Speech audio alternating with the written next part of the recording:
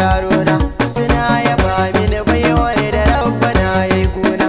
Dukan masoya na ni da ku da tsantsar kauna, gare ku ga sakona ku zama minan juna. Kar ku manta da masoyi ne madubin duba. Sunana ne Sammani mai waka nan, mai waka 'yar makaranta na san kun san wannan. Wasu ai sun san ta na duniya ma 'yan ƙauyen nan. To ga waka nan zan so ku ji wannan. Ɗaya makaranta wai shin ina zaki zuwa? Can makaranta ko kuwa yawon rayuwa? Ki mana bayani don kar ki samu haɗewa. Na yi shiru ko kuwa bin ta da damuwa. Mene ta sannan don kar ta afka a ruwa. Ta cana sai ƙara sassarfa take, tana waige kamar a tsorace matake. Kin canza shigar ki mun kasa gano ya kike. Ki haƙuri don kar ki ce tsegumi muke. Ki gyara nufin kiki kafa kafa da rayuwa, wannan rayuwa. Waƙar gaga tana rera ta, na yau ta ne akan hujjata. Kan masu kin zuwa makaranta, mana yana nufin 'yan mata. Su je gun samari ku ji wata wauta.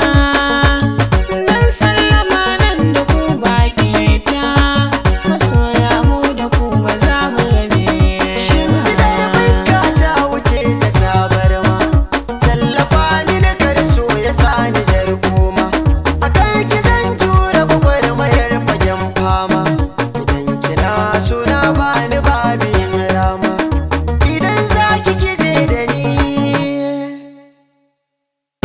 idan na yi fushi ki rarrashe ni, silar so na shiga babban ƙarni.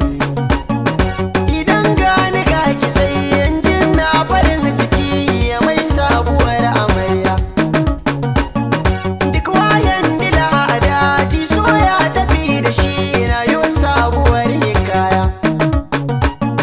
So na sai ta hankali da natsuwa ashe idan ka zauce ama amarya.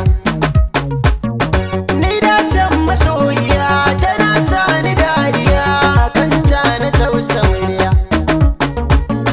Mai kunya akwai ladabi da biyayya, san mata biye kawayen hanya. Na gode da haɗin kai wanda kuka bani masoyana. Hamisu S. Yusuf Fure ka ɗorayi ne sunana. Silar ku yau na taka guda da tun a dacen ban kai ba.